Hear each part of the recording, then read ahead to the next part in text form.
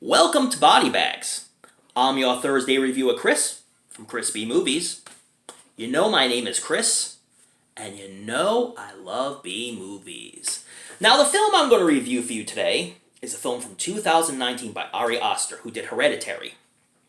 Now, if you love Hereditary, I know you're going to love this film, because this film is excellent. My wife and I love this film, and it is called MidSommar. I highly recommend picking this up on Blu-ray or 4K. This film looks great. And it's a wonderfully cast film, and it flows extremely well. Although it is a bit over 2 hours, it flows really well, and the 2 hours just flies by. So I'm going to give you a little synopsis of the film. So Danny is just having a really rough life. Her sister has severe mental health issues, and it seems like Danny's the only one that's there for her, to help her when she needs it. So one day, Danny gets this disturbing email from her sister saying that something bad's going to happen. So Danny doesn't know what to do, so she tries calling her parents. They don't answer. So she calls Christian, her boyfriend. And Christian basically jerkily tells her, and I'm not sure if jerkily is a word, but I'm using it in this sense, tells her, well, she's an adult, she can take care of herself. You don't need to always be there for her. And Danny's like, well, yeah, I have to. So Danny's really distraught, and come to find out, Danny's sister did this mass suicide. Not only killed herself, but killed her parents as well. So now Danny's lost everybody but Christian. Meanwhile, Christian is in the midst of trying to find the courage to break up with Danny. And his friend Mark, played by Will Poulter, kind of egging him on to do that. But now Christian feels like he'd be a real jerk if he broke up with her now, and so he kind of sticks with her. I guess he didn't have the testicular fortitude to break up with her. So, at a party, Danny finds out that Christian and his friends are going to go to this big Swedish vacation. and so Danny's like, oh, really? You didn't bother telling me?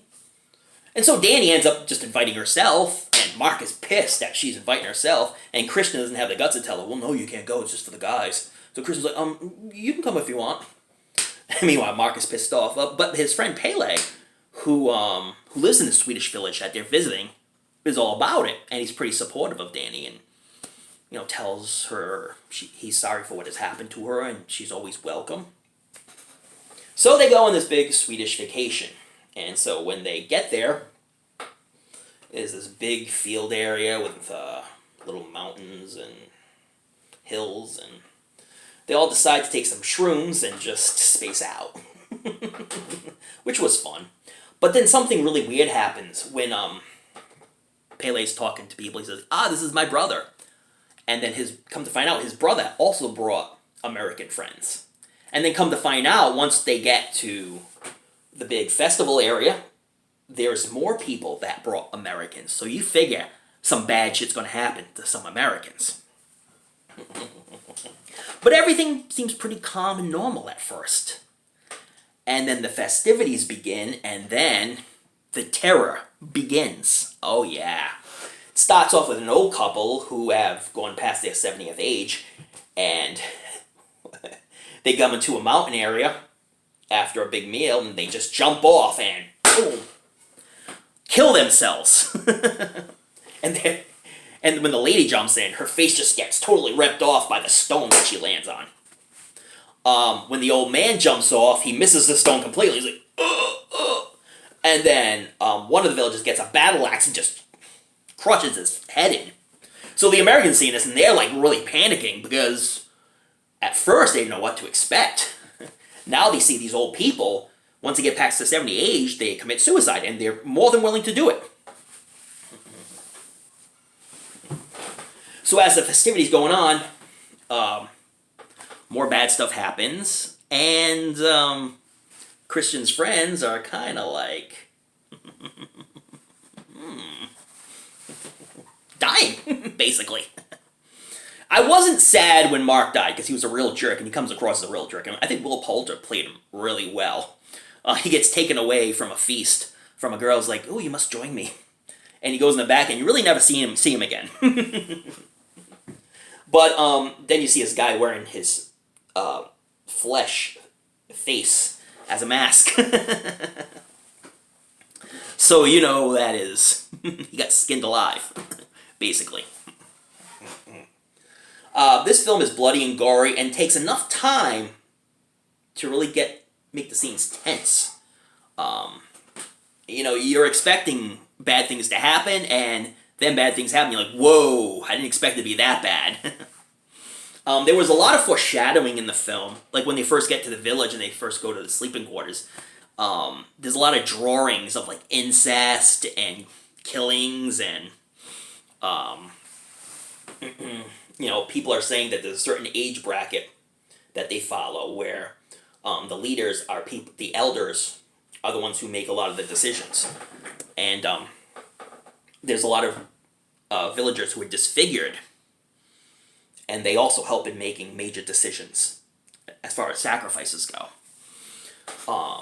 Now the sacrifices go, 4 people who are not of the village will be sacrificed during the MidSommar. 4 people of the village will be sacrificed, and then the May Queen, whoever wins this insane dancing competition, becomes the May Queen, and then they decide who gets sacrificed. And I love when the May Queen's revealed and who she sacrifices, and then the look on her face when this person's sacrificed, because this person was a real jerk to her. But again, you're going to have to see it to find out. Yeah, man, highly enjoyable film, real tense, a lot of foreshadowing in the film, so a lot of things you really got to pay attention to. Not only of the dialogue going on, but the surroundings, like a lot of the paintings and drawings in the background. Pay attention to everything. And this is a film you'd have to watch several times. It's kind of like Hereditary, where you have to see it several times to really get the gist of it all.